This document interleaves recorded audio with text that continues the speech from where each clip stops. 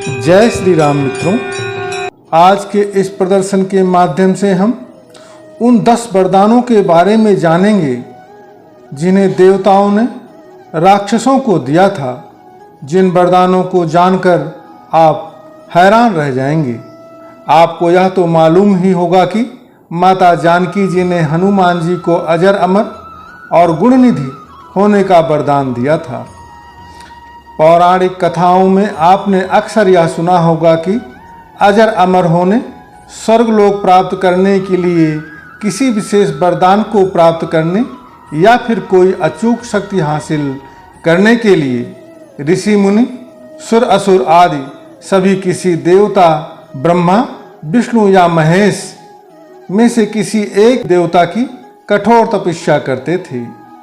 ये देवता वरदान तो देते थे, लेकिन वह इस बात को भी जानते थे कि उस वरदान को कितने प्रकार से दुरुपयोग किया जा सकता है। इसलिए वह कोई ऐसी लीला रचते थे कि उनके वरदान पर कोई आँच नहीं आती थी और राक्षसी शक्ति का अंत भी हो जाता था। हालांकि कई बार ये वरदान देवता और मनुष्यों के लिए घातक भी सिद्ध हुए हैं और कई बार लाभदायक भी साबित हुए हैं। हिंदू वेद पुराण और अन्य स्मृत ग्रंथों में देवताओं द्वारा आम मनुष्य, दानव, दैत्य या राक्षसों को वरदान दिए जाने का उल्लेख मिलता है। कहीं कहीं तो देवता खुद देवताओं को वरदान देते हैं। उनके द्वारा दिए गए वरदान का कुछ तो सदुपयोग करते हैं तो कुछ दुरुपयोग करते हैं। कुछ ऐसे ही वरदान जिनका अवसर आने पर दूसरों को काफी लाभ भी मिलता है। जैसे इक्ष्वाक वंशी महाराजा मानधाता के पुत्र राजा मुचुकुंद को कलयुग के अंत तक सोने का वरदान मिला था, लेकिन साथ ही यह भी था कि जो भी मुझे जगाएगा वह तत्काल ही भस्म हो जाएगा। द्वापर युग में काला यवन को श्री कृष्ण उसी गुफा में ले गए थे जहां मुचुकुंद गहरी नींद में सो रहे थे। काला यवन ने उन्हें कृष्ण समझकर लात मारकर उठा दिया था। मित्रों, दूसरा वरदान हिरण्याकश्यप को मिला था। कश्यप ऋषि के 2 पुत्र थे, हिरण्याकश्यप और हिरण्याक्ष। दोनों में हिरण्याकश्यप ज़्यादा भयंकर था। हिरण्याक्ष को मारने के लिए भगवान विष्णु जी को 12 अवतार लेना पड़ा था। हिरण्याकश्यप को कोई मार नहीं सकता था, क्योंकि उसने कठिन तपस्या द्वारा ब्रह्मा जी को प्रसन्न करके यह वरदान प्राप्त कर लिया था कि आपके बनाए किसी प्राणी, मनुष्य, पशु, देवता, दैत्य, नाग आदि किसी भी से मेरी मृत्यु न हो। मैं समस्त प्राणियों पर राज्य करूं। मुझे ना कोई दिन में मार सके और ना ही रात में। ना घर के अंदर मारा जा सकूं, ना घर के बाहर मारा जा सकूं, ना आकाश में मारा जा सकूं, ना पृथ्वी पर मारा जा सकूं, ना जल पे मारा जाऊं, ना थल में मारा जाऊं, ना किसी अस्त्र से मारा जाऊं और ना ही किसी शस्त्र के प्रहार से मारा जाऊं। इस वरदान ने उसके भीतर अजर अमर होने का भाव उत्पन्न कर दिया था, जिसके चलते उसने धरती पर अत्याचार करना प्रारंभ कर दिया। लोगों को वह ब्रह्मा, विष्णु और शिव की पूजा प्रार्थना छोड़कर खुद की पूजा करने हेतु कहता था। जो ऐसा नहीं करता उन्हें वह मार देता था। हिरण्याकश्यप को मारने के लिए भगवान विष्णु जी को नरसिंह अवतार लेना पड़ा था। हिरण्याकश्यप के कई पुत्र थे। उनमें प्रहलाद भगवान विष्णु जी के अनन्य भक्त थे। विष्णु भक्ति के कारण हिरण्याकश्यप प्रहलाद से इतना नाराज था कि उसने प्रहलाद को मारने का आदेश दे दिया था। लेकिन विष्णु भक्त के कारण प्रहलाद को कोई भी नहीं मार सकता था। प्रहलाद को जल में डुबोया गया, पहाड़ से नीचे गिराया गया, अस्त्र शस्त्र से काटने का प्रयास किया गया, लेकिन हर उपाय असफल रहे। इससे हिरण्याकश्यप चिंतित हो जाता है। हिरण्याकश्यप को चिंतित देख उसकी बहन होलिका ने प्रहलाद को लेकर अग्नि में प्रवेश करने का प्रस्ताव रखा। होलिका को वर प्राप्त था कि वह स्वयं अग्नि में ना जलेगी, पर जब होलिका प्रहलाद को गोद में ले चिता पर बैठी तो एक चमत्कार हुआ। होलिका जल गई और प्रहलाद बच गए, क्योंकि होलिका के मन में पाप था। दूसरों के साथ हृदय में पाप लेकर बैठने की उसने गलती की थी। वरदान सिर्फ इसलिए था कि अग्नि से उसकी रक्षा होगी। यह रक्षा तभी होगी जब कोई उसे जलाने का प्रयास करेगा। इस घटना के बाद हिरण्याकश्यप ने प्रहलाद को एक खंभे से बांध दिया और प्रहलाद से बोलता है कि बोल, तेरा हरि इस खंभे में भी है क्या? उत्तर में प्रहलाद ने कहा कि मेरा हरि तो हर एक जगत के कण कण में है। वह इस खंभे में भी है, वह मुझ में भी है और आप में भी है। यह कहकर हिरण्याकश्यप ने खंभे में घूंसा मारा। तभी खंभा भयंकर आवाज करते हुए फट गया और उसमें से एक भयंकर डरावना रूप प्रकट हुआ, जिसका सिर सिंह का और धड़ मनुष्य का था। पीली आंखें, बड़े बड़े नाखून, विकराल चेहरा, तलवार सी लपलपाती जीभ, यही नरसिंह अवतार थे। उन्होंने तेजी से हिरण्याकश्यप को पकड़ लिया और संध्या की बेला में न दिन न रात, सभा की देहली पर न बाहर न भीतर, अपनी जांघों पर रखकर न भूमि पर न आकाश में, अपने नखों से न अस्त्र से न शस्त्र से उसका कलेजा फाड़ डाला। हजारों सैनिक जो प्रहार करने आए, उन्हें भगवान नरसिंह ने अपनी हजारों भुजाओं और नख रूपी शस्त्रों से खदेड़ कर मार डाला। फिर क्रोध से भरे हुए नरसिंह भगवान सिंहासन पर जा बैठे। तब प्रहलाद ने दंडवत होकर उनकी प्रार्थना एवं पूजा किया। प्रहलाद का राज तिलक करने के बाद नरसिंह भगवान चले जाते हैं। तीसरा वरदान भस्मासुर को। भस्मासुर एक महापापी असुर था। उसने अपनी शक्ति बढ़ाने के लिए भगवान भोलेनाथ महादेव की घोर तपस्या की और उनसे अमर होने का वरदान मांगा। लेकिन भगवान शंकर ने कहा कि तुम कुछ भी और मांग लो। तब भस्मासुर ने वरदान मांगा कि मैं जिसके भी सर पर हाथ रखूं वह भस्म हो जाए। भगवान भोलेनाथ ने कहा तथास्तु। भस्मासुर ने इस वरदान के मिलते ही कहा, भगवान क्यों न इस वरदान की शक्ति को परख लिया जाए। तब वह स्वयं शिव जी के सिर पर हाथ रखने के लिए दौड़ा। शिव जी भी वहां से भागने लगते हैं। तब विष्णु जी ने एक सुंदर स्त्री का रूप धारण कर भस्मासुर को आकर्षित किया। भस्मासुर शिव को भूलकर उस सुंदर स्त्री के मोह पास में बंध गया। मोहनी स्त्री रूपी विष्णु ने भस्मासुर को खुद के साथ नृत्य करने के लिए प्रेरित किया। भस्मासुर तुरंत ही मान गया। नृत्य करते करते भस्मासुर मोहिनी की ही तरह नृत्य करने लगा और उचित मौका देखकर विष्णु जी ने अपने सिर को अपने हाथ पर रखा। शक्ति और काम के नशे में चोर भस्मासुर ने जिसकी नकल की और भस्मासुर अपने ही प्राप्त वरदान से भस्म हो गया। चौथा वरदान मित्रों त्रिपुरासुर को मिला था। त्रिपुरासुर भयंकर असुर थे। महाभारत के कर्ण पर्व में त्रिपुरासुर के वध की कथा बड़े ही विस्तार के साथ वर्णित है। भगवान कार्तिकेय द्वारा तारकासुर का वध करने के उपरांत उसके तीनों पुत्रों ने देवताओं से बदला लेने का प्रण कर लिया। तीनों पुत्र तपस्या करने के लिए जंगल में चले गए और हजारों वर्षों तक अत्यंत कठोर तपस्या करते हैं, जिसके उपरांत ब्रह्मा जी प्रसन्न हो जाते हैं। तीनों ने ब्रह्मा जी से अमरता का वरदान मांगा। ब्रह्मा जी उन्हें अमरता का वरदान देने से मना कर देते हैं। ब्रह्मा जी उनसे कहते हैं कि कोई अन्य वरदान मांग लो, अमरता का वरदान मैं नहीं दे सकता हूं। तीनों ने खूब विचार कर ब्रह्मा जी से वरदान मांगा, हे प्रभु आप हमारे लिए 3 पुरियों का निर्माण कर दें। और वह तीनों पुरियां जब अभिजीत नक्षत्र में एक पंक्ति में खड़ी हों और क्रोधजित अत्यंत शांत अवस्था में असंभव रथ और असंभव बाण का सहारा लेकर हमें मारना चाहे, तब हमारी मृत्यु हो। ब्रह्मा जी ने कहा ऐसा ही होगा, तथास्तु। शर्त के अनुसार उन्हें 3 पुरियां अर्थात नगर प्रदान किए गए। तारकाश के लिए स्वर्गपुरी, कमलाक्ष के लिए रजतपुरी और विद्युन्माली के लिए लौहपुरी का निर्माण विश्वकर्मा जी ने कर दिया। इन तीनों असुरों को ही त्रिपुरासुर कहा जाता था। इन तीनों भाइयों ने इन पुरियों में रहते हुए सातों लोकों को आतंकित कर दिया। वह जहां भी जाते समस्त सत्पुरुषों को सताते रहते, यहाँ तक कि उन्होंने देवताओं को भी उनके लोकों से बाहर निकाल दिया। सभी देवताओं ने मिलकर अपना सारा बल लगाया, लेकिन त्रिपुरासुर को वह नहीं हरा सके और अंत में सभी देवताओं को तीनों से छुप छुप कर रहना पड़ा। अंत में सभी को शिव जी के शरण में जाना पड़ा, जहां भगवान शंकर ने कहा सब मिलकर प्रयास क्यों नहीं करते।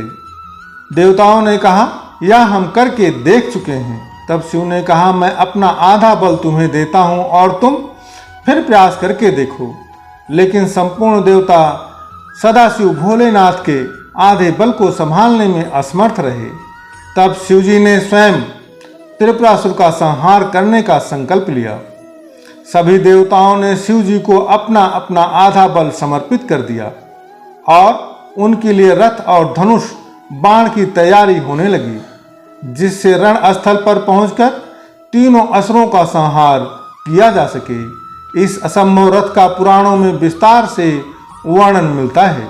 मित्रों, पृथ्वी को ही भगवान ने रथ बनाया और सूर्य और चंद्रमा जिसके पहिए बने, श्रेष्ठा सारथी बने, विष्णु जी बाण बने, मेरु पर्वत धनुष बना और नागराज वासुकी उस धनुष की डोर बने। इस प्रकार असंभव रथ तैयार हुआ और संहार की सारी लीला रची गई। जिस समय भगवान उस रथ पर सवार हुए, तब सकल देवताओं द्वारा संभाला हुआ रथ भी डगमगाने लगा। तभी भगवान विष्णु वृषभ बनकर उस रथ में जा जुड़े। उन घोड़ों और वृषभ की पीठ पर सवार होकर महादेव ने उस असुर नगर को देखा और पशुपत अस्त्र का संहार कर तीनों पुरों को एकत्र होने का संकल्प करने लगे। उस अमोघ बाण में विष्णु, वायु, अग्नि और यम चारों ही समाहित थे। अभिजीत नक्षत्र में उन तीनों पुरियों के एकत्रित होते ही भगवान शंकर ने अपने बाण से पुरियों को जलाकर भस्म कर दिया और तब से भगवान शंकर त्रिपुरांतक बन गए। त्रिपुरासुर को जलाकर भस्म करने के उपरांत भोलेनाथ रुद्र का हृदय दबित हो उठा और उनकी आंखों से आंसू टपक गए।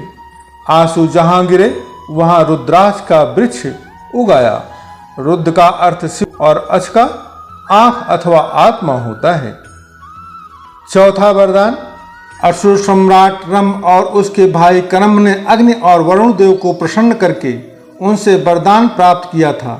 जहां अग्निदेव को प्रसन्न करने के लिए अशुभ्रम ने आग के छल्ले में बैठकर कठोर तप किया था, वहीं करम ने जल के भीतर रहकर वरुण देव के लिए तपस्या की थी। अंत में इंद्रदेव ने मगरमच्छ का रूप लेकर कर्म का वध किया था और बाद में इंद्र के वज्र के वार से रम की मृत्यु हुई थी। पानी में रहने वाली भैंस और असुर सम्राट रंभ की संतान महिषासुर ने घोर तपस्या की। रंभासुर का पुत्र था महिषासुर, जो अत्यंत शक्तिशाली था। उसने अमर होने की इच्छा से ब्रह्मा जी को प्रसन्न करने के लिए बहुत ही कठिन तपस्या की। ब्रह्मा जी उसके तप से प्रसन्न हुए और वह हंस पर बैठकर महिषासुर के निकट आए और बोले, वत्स उठो, इच्छा अनुसार वर मांगो। महिषासुर ने उनसे अमर होने का वर मांगा। ब्रह्मा जी ने कहा, वत्स, एक मृत्यु को छोड़कर जो कुछ भी चाहो मैं तुम्हें प्रदान कर सकता हूँ, क्योंकि जन्मे हुए प्राणी का मरना निश्चित है। महिषासुर ने बहुत सोचा और फिर कहा, ठीक है प्रभु, देवता, असुर और मानव किसी से मेरी मृत्यु ना हो।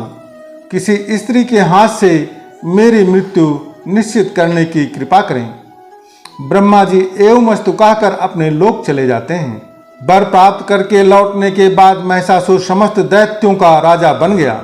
उसने दैत्यों की विशाल सेना का गठन कर पाताल लोक और मृत्यु लोक पर आक्रमण कर समस्त लोकों को अपने अधीन कर लिया। फिर उसने देवताओं के इंद्रलोक पर आक्रमण किया। इस युद्ध में भगवान विष्णु और शिव जी ने भी देवताओं का साथ दिया, लेकिन महिषासुर के हाथों सभी को पराजय का सामना करना पड़ा और देवलोक पर भी महिषासुर का अधिकार हो गया। वह तीनों लोकों का स्वामी बन गया। भगवान विष्णु ने सभी देवताओं के साथ मिलकर सबकी आदि कारण भगवती महाशक्ति की आराधना की। सभी देवताओं के शरीर से एक दिव्य तेज निकलकर एक परम सुंदर स्त्री के रूप में प्रकट हुआ। हिमवान ने भगवती को सवारी के लिए सिंह दिया तथा सभी देवताओं ने अपने अपने अस्त्र शस्त्र महामाया की सेवा में प्रस्तुत किए। भगवती ने देवताओं पर प्रसन्न होकर उन्हें शीघ्र ही महिषासुर के भय से मुक्त करने का आश्वासन दिया। भगवती दुर्गा हिमालय पर पहुंची और अट्टहास पूर्वक घोर गर्जन किया। महिषासुर के असुरों के साथ उनका भयंकर युद्ध छिड़ गया। एक एक करके महिषासुर के सभी सेनानी मारे गए। फिर विवश होकर महिषासुर को भी देवी के साथ युद्ध करना पड़ा। महिषासुर ने नाना प्रकार के मायिक रूप बनाकर देवी को छल से मारने का प्रयास किया, लेकिन अंत में भगवती ने अपने चक्र से महिषासुर का मस्तक काट दिया। पांचवां वरदान मित्रों, एक दिन कुबेर अपने पिता ऋषि विश्वश्रवा से मिलने आश्रम पहुंचे। तब कैकसी ने कुबेर के वैभव को देखकर अपने पुत्रों रावण, कुंभकर्ण और विभीषण से कहा कि तुम्हें भी अपने भाई के समान वैभवशाली बनना चाहिए। इसके लिए तुम भगवान ब्रह्मा की तपस्या करो। माता की आज्ञा मान तीनों पुत्र भगवान ब्रह्मा के तप के लिए निकल गए।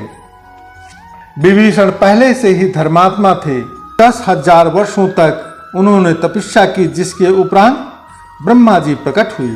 ब्रह्मा जी ने उनसे वर मांगने के लिए कहा।